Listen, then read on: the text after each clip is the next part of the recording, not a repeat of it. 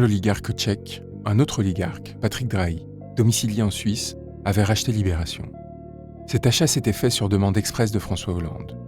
La demande avait été relayée par un certain Emmanuel Macron, alors secrétaire général adjoint de l'Élysée, n'ayant pour vocation, entre l'affaire Alstom, ses tentatives déjà de privatisation de la Française des Jeux et d'Aéroports de Paris, des aéroports de Toulouse et de Lyon, et ses multiples compromissions comme celle qui amena aux étranges bénéfices de M. Lagardère, que d'augmenter son crédit auprès du Petit Paris.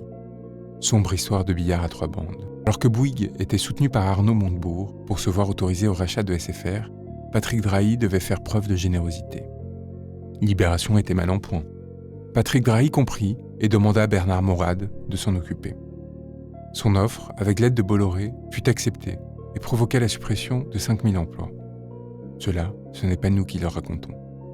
C'est un des hommes de main de M. Drahi, Bernard Morad, intime d'Emmanuel Macron. L'anecdote est livrée par Vanity Fair dans un portrait de décembre 2018, si complaisant que ni le journaliste ni le portraituré ne semblent se rendre compte de la gravité des faits énoncés. M. Morad y expose sans se gêner les modalités de la constitution d'une oligarchie. Un polytechnicien endetté à hauteur de 30 milliards d'euros trouvant l'appui d'un président pour acheter une compagnie téléphonique contre la mise en place d'un système visant à préparer sa réélection, avant d'y nommer M. Geoffrin, camarade de promotion de François Hollande et plume anonyme de ce dernier, à la tête de la rédaction.